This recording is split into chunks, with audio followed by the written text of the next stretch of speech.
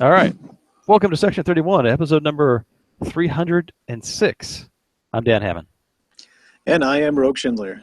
This week, we had no event locally, so we're probably much going to talk about the audio episode of the Star Trek that we listened to. Unless we have anything else, I think we've put another event on the schedule, I think for the 21st of May. But other than that, I think it's going to be pretty quiet for a little while. Anything else you want to talk about, or should we just jump into Star of a Fleaver? I did play in an online event briefly. I can touch on that. Some of their games are still underway, so I can't really talk about my opponent's decks too much. But I'm done, so I can talk about how much my deck sucks. All right. The long-awaited first episode that I listened to when I was little, to Star of a Fleaver. I am going to recuse myself from rating this, but I will briefly recap. The Enterprise is sent to what was it? Marapuplu, something like that. Yeah, like that. To take on a ambassador or a representative so they can be entered into the Federation. They beam on board, they give them a tour, and in the middle of it, Kirk starts breaking up in laughter on the bridge and scratching himself. And then McCoy and Uhura start doing the same, and Scotty calls up from the engineering that they're having a problem. Everyone's just laughing and can't concentrate and are scratching themselves. They deduce that it could be coming from the ambassador, so McCoy takes him to sickbay where they do run a scan on him, and they find that he's got these parasites on him, and so do everyone else that are that apparently what does he call them? Mijis, and everyone has them, right? No? Oh, sorry about that. So now everyone's infected with these things. McCoy tries a bunch of different stuff, and anything that slows him down will be terminal to the host. So they talk for a bit while longer. They do some, other just kind of random talking, and eventually Scotty comes in, and Scotty is depressed because no one's doing their jobs, and he can't keep track of engineering, and he keeps complaining and complaining, and then they all notice that he doesn't have, he's not scratching himself, and he's not laughing. So McCoy takes a sample from him, and all his parasites are dead because he's depressed. Well, if you have an emotional parasite that literally feeds on happiness. Right. So Spock. So McCoy and Spock deduce that that's exactly it. It's starving. We killed them. So let's tell everyone to be sad. Kirk tells everyone on the ship, think of a sad memory. We'll kill off all these bugs, and everyone thinks about the saddest times in their lives, which to some people would be listening to this album. Eventually, all the parasites die off, and even the counselors. What do he call himself? The most esteemed ambassador, or something like that. His colony's dead as well. Counselorship. Counselorship, yes, counselorship. He's sad. So, hooray! They solved the problem. They're going to go forward with getting them into the Federation with the stipulation that they're going to be quarantined until they can figure out what to do about them. And he goes off to go to get a new population because his are dead. And then they have a little ending bit where they're talking on the bridge, and someone says something about, but Spock, you weren't infected at all. And he says, well, that's because I'm superior. And then Uhura turns on him and says, well, I saw you giggle. And everyone has a good laugh at his expense, and he takes off, and everyone laughs at him. I actually thought the ending part was actually pretty well done. But what were your thoughts? Did I miss anything?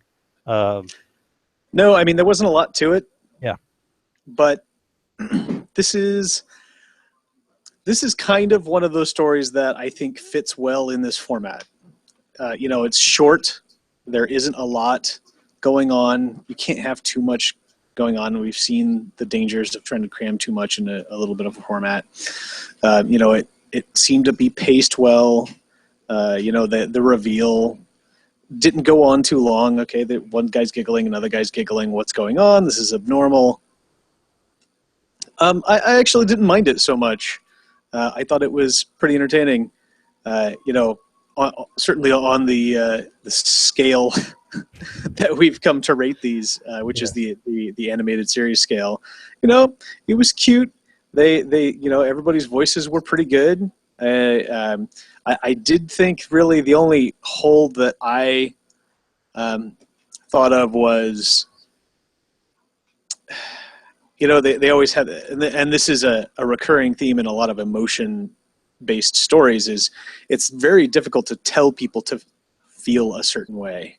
Like, you know, they figure out what's going on, and, you know, Scotty's so depressed because the efficiency is going bad, and it's like his life is keeping the Enterprise up and running, and he's so sad that it kills off his fleas or his meeples or whatever they are. uh, and That's great. And then Kirk gets on the comments like, all right, everybody, we've determined what the cause of this is, so I'm ordering you all to think sad thoughts. And, you know, it's certainly, you know, think happy thoughts is one thing. It's a lot harder to make yourself actively feel negative emotions. I know actors try to do it to for scenes and stuff, but, you know, I really was like expecting him to get on the comm and be like, all right, shore leave is canceled forever.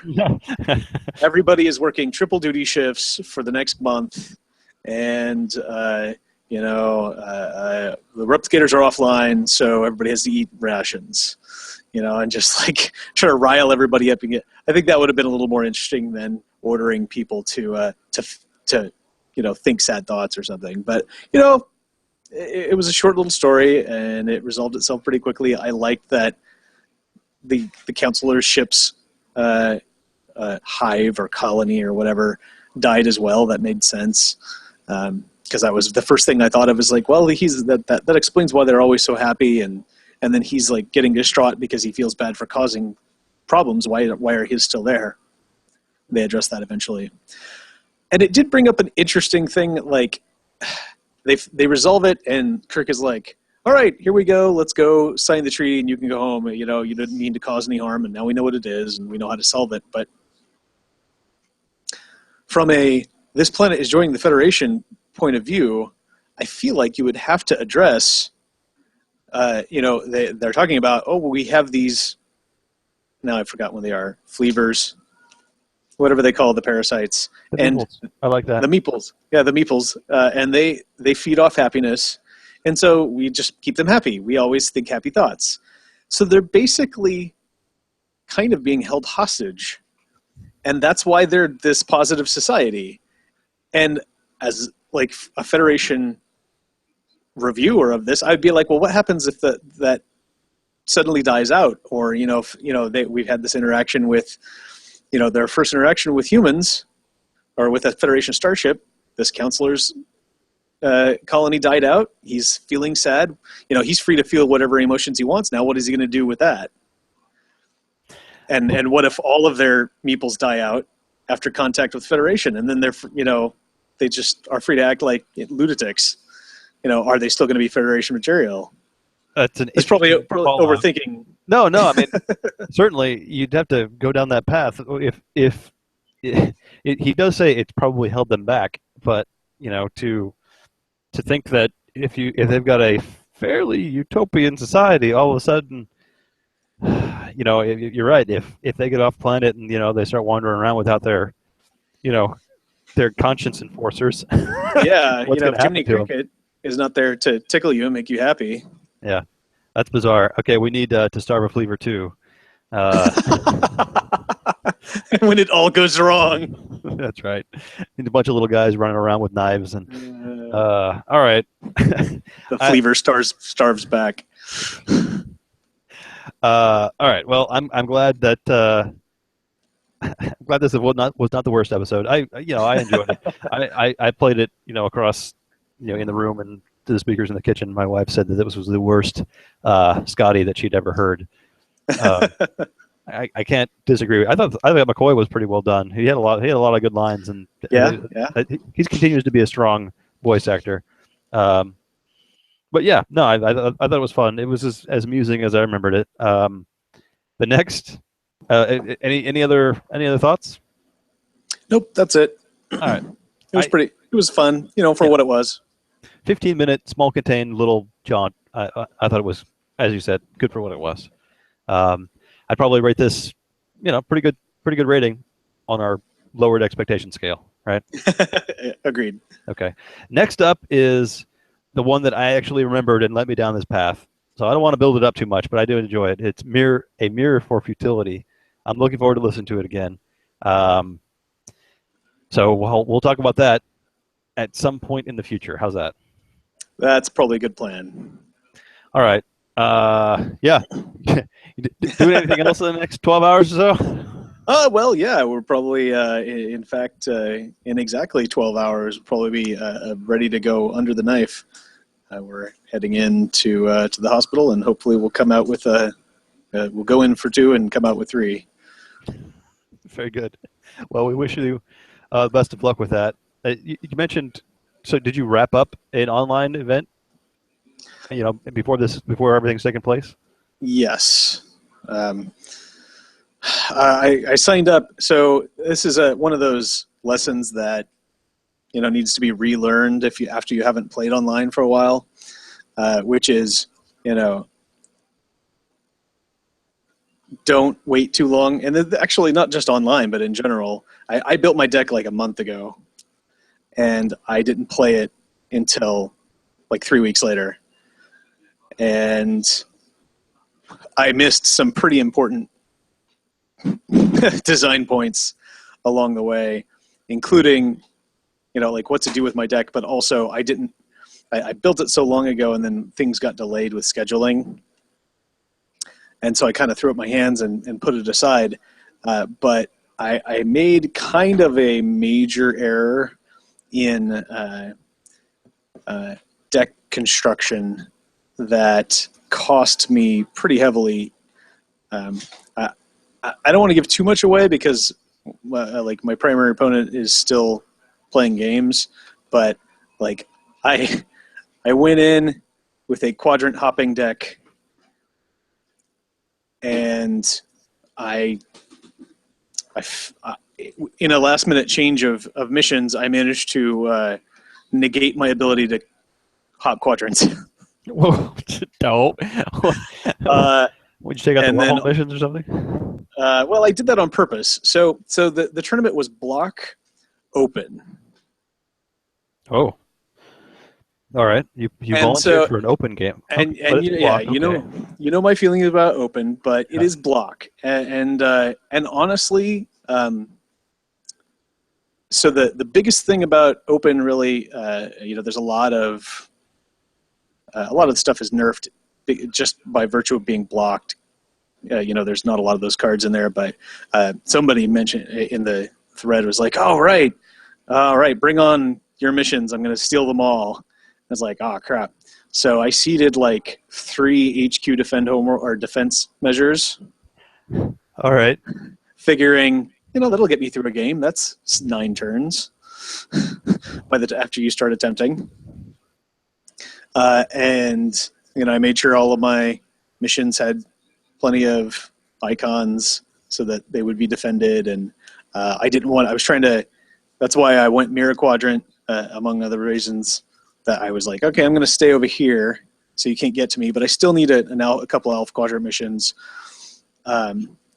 And so I was going to make it more difficult. I kept the wormhole out, and I was going to use multi-dimensional transporter device to hop back and forth. And I did this in another deck that I copied off Thomas, which I thought was really funny. That I didn't, until playing him with his deck, confirm that. He's like, oh, you got that to work, huh? I never got it in my game, which was, no wormhole, hop over planet to planet, and then hidden fighter in the opposite quadrant to get a ship, Okay. and then go do the space mission. Because usually without the wormholes, people are like, oh, space, you're not going to come and do this space mission. I'll put my weak combo here. And so that was the plan, and my 2 alpha missions were the only non-duplicated missions. So I'm like, all right, I got a planet and space over there. I'm just not even going to worry about these duplicated missions. I'm going to go over there and focus on those. And then I looked down and realized I had swapped one of my planet missions. And so I still had a space mission that had a matching counterpart. But that didn't help me because I had no way to get a ship into the Alpha Quadrant. Right. So that was kind of the beginning of the end for me. I kind of pecked away at submissions, but with all of the rest of them duplicated, there was a lot of stealing potential, and that was my downfall. But one thing that I don't think is going to be giving too much away, because it's a card he's going to play right away, my opponent's, is a card I'd like to talk about, which I really liked when I first read it. And I'm trying to remember the exact name of it. I believe it's called The Greater Glory of Cardassia. It's in that most recent set. Yeah. Seeds or plays on table, or processing units on Cardassian DS9 Nors are immune to reactor overload if security board. While you have not attempted a mission, your Cardassian Nor cannot be commandeered. Once per game, if you download a Cardassian or KCA outpost during your seed phase, you may download 3 DS9 cards there, limit 1 ship, or a better alternative, or automated security system. This is through the Looking Glass. It's an incident. Yep. Okay. So if you think about the emissary objectives, particularly I Miss This Office, where, I think the Mirror one, the KCA one, has a similar caveat, because it's very possible for the good guys, quote unquote, DS9 or Terran Empire, to seed the station before you do. Yeah. And if you're basing your objective on that, your engine on that, it's tough. So there's a contingency for you to download an outpost, and then you can put your free reports there, and presumably you're going to go and take over the station later. Right. But even then, some people felt it was a little weak. This clearly was meant to beef that up a bit. So the whole caveat: if you have downloaded an outpost during your seed phase, you get free people. Even better. Except that it specifies if you've downloaded a Cardassian or KCA outpost, there's no specifications about who those people you download have to be, other than being Deep Space Nine personnel, Deep Space Nine property logo. Yeah, they have to go there, but yeah, you can download 3 Deep Space Nine. So what's the trick? My opponent did not download Cardassian personnel. He went and got some very, very different people. Okay. He was doing a lot of. I don't want to dig into his deck because he's still got games to play. But and it's not to say that he has to do that again. He could go play it and actually get Cardassians, because he had some, but he was playing a combo of cards that clearly should be affected by that card, and people who should not be affected by that card, or you would not think would be, in league for the greater glory of Cardassia. Interesting. So it was really kind of wonky to turn around and be like, it's like, okay, you've thwarted my ability for Terrak Nor, so, Captain Picard and Locutus of Borg, and, not Locutus because you can't do Borg, but, Quark and, like Kazon Schmo, anybody who was on DS9. It was just weird. Okay, and I was like, I don't know if that's supposed to be like that, but it only comes up if the opponent seeded DS9. Yeah. Assuming. Okay. So if your opponent plays the station that you were planning to play, you get any 3 guys. All right. Yeah. Weird. All right. And if you happen to be, I didn't even think about that, but if you happen to be playing something like I've done the opposite of, like play Bajor and KCA or Terran Empire, play on both sides of the quadrant of the wormhole, you could do either one. Sure. Yeah. You're I like, mean, oh, it's like if you play DS9 or Mirror Turret Nor, I can go get something. You just okay. throw a KCA station in your or outpost in your deck just to have it. That's yeah, and then yeah, just go get 3 guys. They don't have to even match the quadrant. Just get them and play them there. I suppose this would come up a lot more in a block event. How about because I was thinking about this, like man, Yeah, that's really specific. But since when you put it in the perspective of block, that's going to be half the games, right? Because your opponent's either going to be playing DS9 or Terra Nor for the most part in this block. yeah, or Mirror Turret Nor or Mirror Oh, Turret yeah, Nor. yeah, that's what I meant. Yeah, Yeah, well, that's it. That's both blocks. Those yeah. are the 2 active blocks right now. Are all station based. So there's, if of the 1, 2, 3, 4, 5 of the 6 engines, unless they're playing Maquis, Unlikely, but yeah. or Dominion, I guess. Both of those seem really hard in block. There is a 2 out of or 4 out of 6 chance they're going to be using a station, and unless they're using Regency 1 or the headquarters. So yeah, I was like, wow, that's crazy, and it made it was interesting. I laughed it off, but I was like, I don't know, this might be something to keep an eye on for the future. Certainly. Now all you need is some way of seeding DS9 and make it your opponents. Yeah, that would be a neat trick. Let me warm up my baseball. Yeah, right. Kind of like it reminds me of the old light side Death Star, right? So you could play attack run decks Oh and make sure it was yeah, in play. yeah. But give your opponent a DS9 and say, "Oh, well, look, you got a DS9. I guess I'll get this, and I'll get this, and I'll go take it over." And yeah, blow it up. But you can use lose force for each icon on your side. All right. Well, I'm glad you got another a round in. What? So you've got plans. You've been playing. Uh, I've heard Dabo is back in the online game, the one that you play. We have not found anything definitive, but to my knowledge, Dabo has only ever been seen on an iPhone. Oh, interesting. So I've had no experience with Dabo. I've never seen it come up on my game. I've never heard it talk. And any of the Android players I've talked to have ever seen it. For And those that didn't make the jump with me, I went immediately to Star Trek Timelines, which is the mobile app that everyone's been playing. they've been tempting me because after the last event, I decided, all right, I'm saving up my dilithium, and I'm getting my 4th shuttle, and I've been doing pretty good. I'm at about 1,600 right now, and it costs 2,500, so 9 more days. But they've had like 3 limited personnel events in like 2 weeks, and like they just finished one with they did Quark, son of Keldar, or Klingon Quark, and it's like, all right, House of Quark, whatever. They're doing one right now that is the World War II Voyager personnel from the simulation, so Chakotay and Seven. It's like, all right.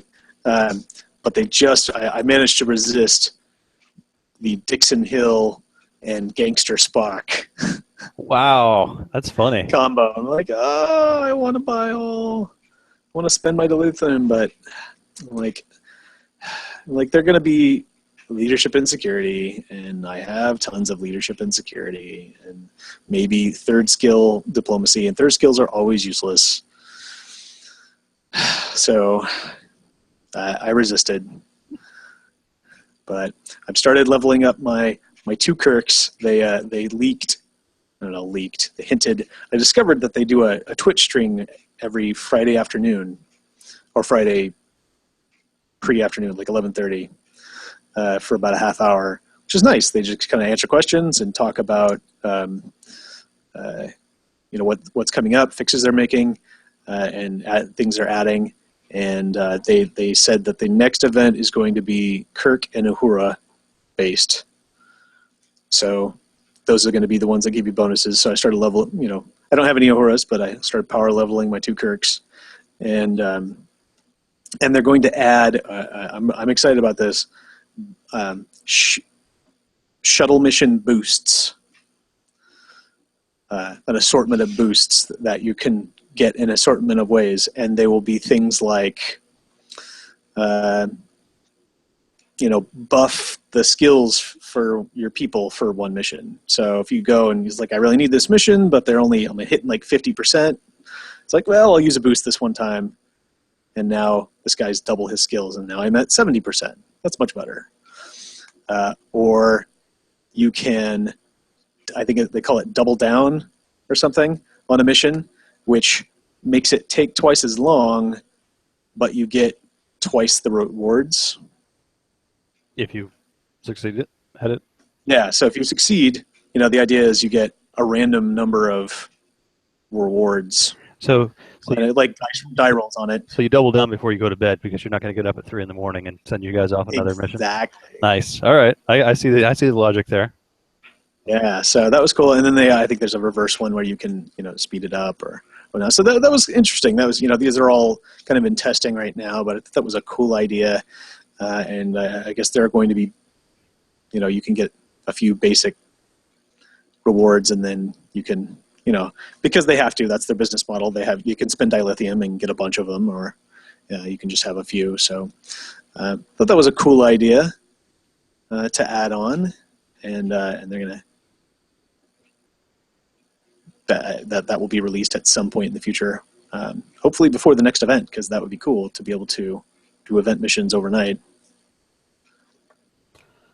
All right. The other game that I think we talked about. I talked about with Charlie last week when you were gone, was the Pathfinder ACG. Have you been keeping up with that as well? I have.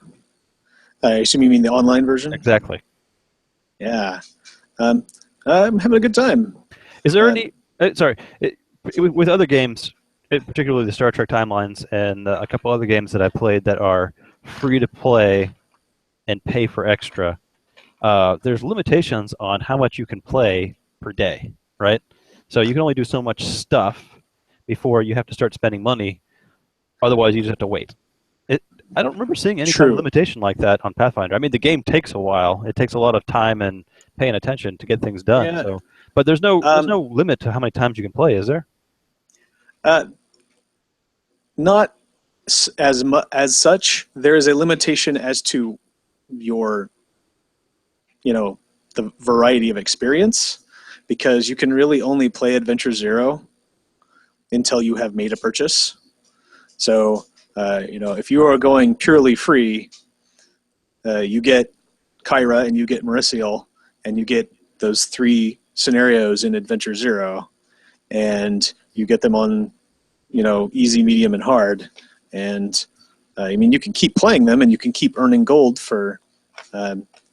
I think you get 100 for finishing scenario normal, 150 for medium, and 200 for hard, and then you get like a couple of gold for 1 gold for beating a monster, 2 gold for beating a henchman, and 5 gold for closing a location. It's I think 1,000 gold before you can purchase Adventure 1. So you'd have to burn through it at least 10 times, maybe 9 if you get lucky. Yeah.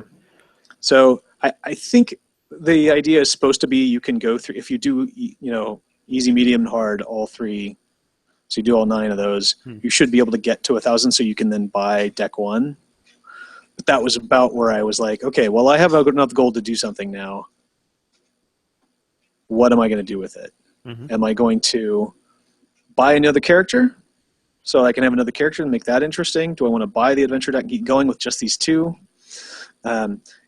All of these things that are going to increase the breadth of my gaming experience are also things that are in that bundle. And this is we're regular ACG players. We know the game. $25 to get the whole thing. All 6 adventure decks, every character. That's a bargain. $25 for the entirety of that game is quite reasonable. Yeah.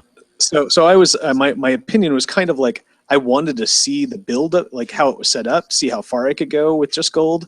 But when it got to the point where I can't go any further right now, or vary my experience without spending gold, and I don't want to buy something that I'm perfectly willing to purchase, and then I could use my gold on, treasure chests or something. And that is something new that's going to vary my experience. And so once I got that far, I kind of went, well, I could keep rolling, or I'm willing to do this. So I played it free up to that point, and then I was like, all right, let's do this. So I'm at about 4,200 gold right now. I think it's 6,000 to get the biggest pack of treasure chests, so you can get the most free, bonus chests. So I was like, well, I'm just going to keep my gold and save it up, and I think it's interesting that you don't, unlike like timelines where you get the rewards and you're like, okay, here they are, go for it. These, you get the extra cards, but they're added to your box, so you still have to play and earn them and get them into your character decks. Yeah, no, it's an interesting way of doing it, and like you said, $25 for I don't even know. We talked about it last week. How much the base game plus all the expansions plus all the bonus cards plus all the promos, the promos and the different all the decks. Tell me, do the cards that come with the minis, are they included in that package as well? The like I robes? don't think so. Okay. That would have been really cool. And I feel like that'll probably be something either maybe that are hidden in treasure chests somewhere, or that'll be a promo that comes up later. Yeah, because the named items would be cool. But yeah. with the promise of getting not Adventure Deck 1 or Adventure Deck 2, but all 7 Adventure decks for, again, $25. That's that's amazing. That is a lot of hours of gaming. We'd be fools not to pay $25. We promise we're not being paid to say this. I know. I mean, the only reason I haven't yet is because I played levels 0, 1, and 2 over and over and over with different. I played once with just Ezrin and Maricel, and I played once with our big 5-person party, and I played once with the 4 basic ones, because that's fun too. The cleric, the fighter, and the mage.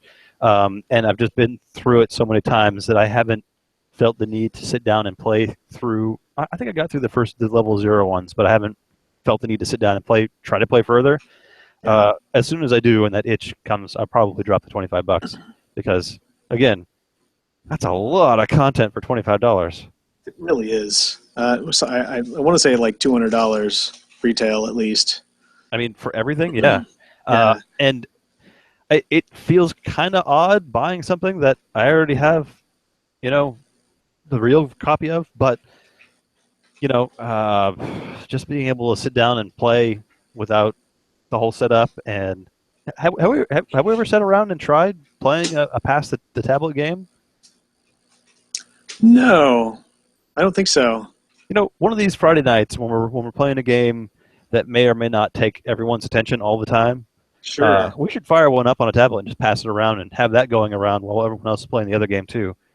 I guess the only thing that would be weird is trying to give blessings to other people or anything that someone else requires on your turn. Right. That would be kind of hard. Yeah. But anyway, something to try. I spent your blessing for you to help me. Yeah, exactly. You know what I was just thinking of?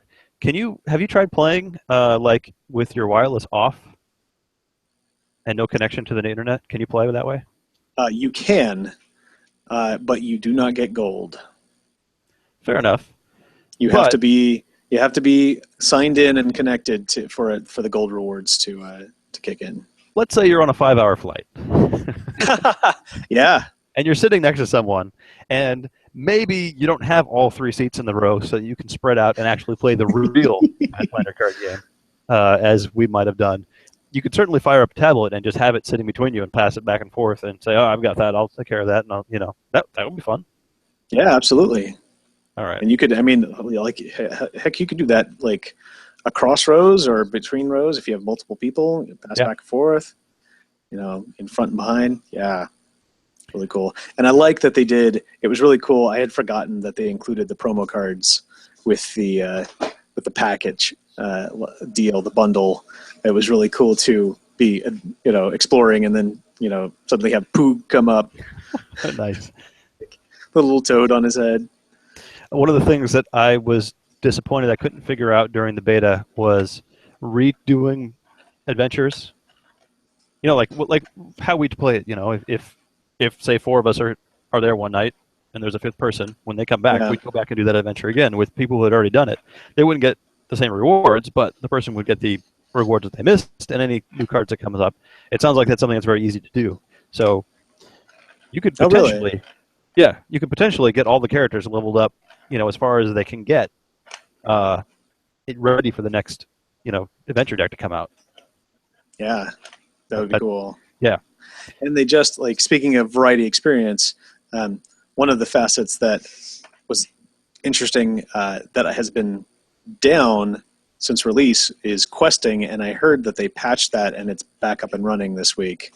So if you don't want to follow the storyline, or if you're done with following the storyline and you want something new, you can hit the quest and it will just generate random locations equal, for the number of players that you're playing with, random villain, random henchman. Go. That is pretty cool. I like that. Right? Yeah. I wonder if that's how they're going to implement the organized play scenarios, because that would be fun too. Ooh, that would be interesting. Or maybe that'd be another. I gotta imagine once they get everyone's $25, they're gonna have to get money from everyone another way sometime. So maybe an organized play pack, or all the character, the named cards. Maybe that's coming. Who knows? Yeah. Well, I would assume you can expand this with, like you said, the OP adventures. You can just say start a new adventure path, and have those come out as individual decks. Yeah. All right. I'm on the edge. I have not had enough time, and I just got something else to do.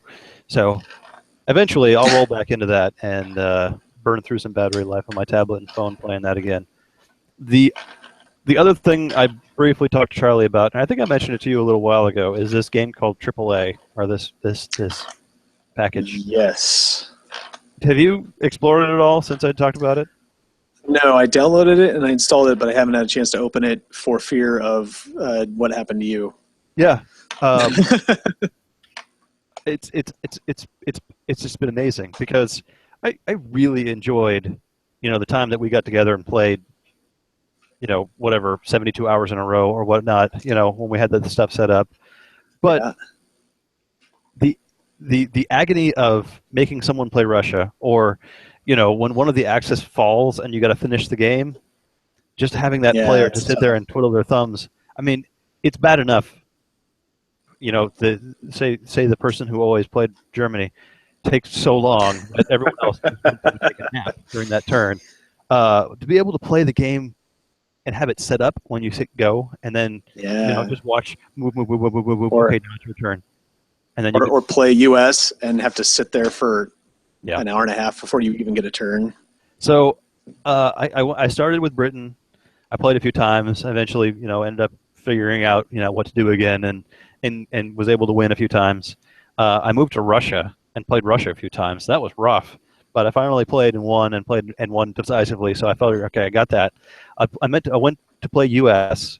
and I swear I cannot figure out how to win as the United States. I lose every time, and I don't know why. Yeah, I can't get. I've tried doing the invasion through Norway. I've tried invasion through Africa. I've tried just hammering the Japanese and leaving Germany to the Britons and Russians. So I can't. Every time as Russia falls, and then it's over. I don't know what to do. But the fact that you play, and then it's you look up and it says the Axis have achieved economic victory. Do you want to continue? I'm like, oh, well, no. All of Asia and Europe is controlled by the Axis. Well, we'll start over again, and then you go, and then you're started over again, and the computer will go so fast, and all the decisions are, you can. During you got your combat move phase, and you just click where all your stuff is going to go. And if you change your mind, or you realize, oh, my tank can't get that far, you can just go undo all the way back to the beginning again and start over again.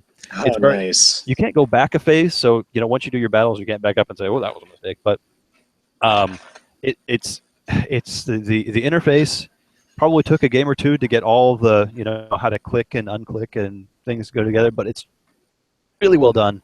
And yeah, it's renewed my interest in World War II documentaries. So I've got one of those playing on the left screen, and I've got Trek playing on the right screen, and it's been a lot of fun. So Nice. one of the cool things is you can when you start it up, it's got play online, start local game, host network game, connect to network game. Oh. So one of these Fridays when we all have a laptop, we get to sit around with 5 of us and just play. And I imagine it'd be much quicker because number one, you have to set up, and even a long turn like the first couple turns, it's just click click click click click click click and then go, and it rolls, and retreat, no, keep going, keep going, keep going. It's an Iron Brigade. He's fought everybody off. Whatever. It's reasonably fast. I think we could probably get it together and play one of these times. What do you think the average game time is, like, for a full run through? I don't know, less than an hour. Wow, that's really cool. Yeah, no, and That's impressive. Yeah, maybe a shorter game would be 9 turns, a longer game would be 20 turns, and that's just depending on which way that line Russia. between Russia and Germany goes. Yeah. What might be interesting is if, say, I don't know, you, me, and Charlie, because I've talked about it with you guys, wanted to play, and all 3 of us played allies. Oh, against, yeah. a couple Axis opponents. That way we could sit around the table and talk strategy and say, okay, I'm going to go over here, or okay, we go over there, support me over here. I'm going to fall, my planes are going to fall back. Don't move your troops out. That kind of thing. I'm going to soften them up. You come in with a 1-2 punch. Put it up on the projector. Oh yeah, that'd be great. All right, well. Now what we need is the overhead projector, the pointing down projector. And then we can stand around the table with a little laser pointer. Yeah. Oh, that's great. Yeah, one of the things I like about it is you can zoom in, not the USA takes up the whole screen, but you can zoom in, zoom out, so you can see everything at once and move things around. Anyway, one of these Fridays, or one of these Fridays when we were going to have a StarCraft night, because we could play online. That's what I was going to say. If we end up having to punt, but people Yeah. can play from home, we should do that in place of a StarCraft night. Yeah. All right. Sounds like a plan. Awesome. I have no way of connecting that to Star Trek, so there you go. Anything else we want to talk about? I don't think so. Okay. Let's wrap then.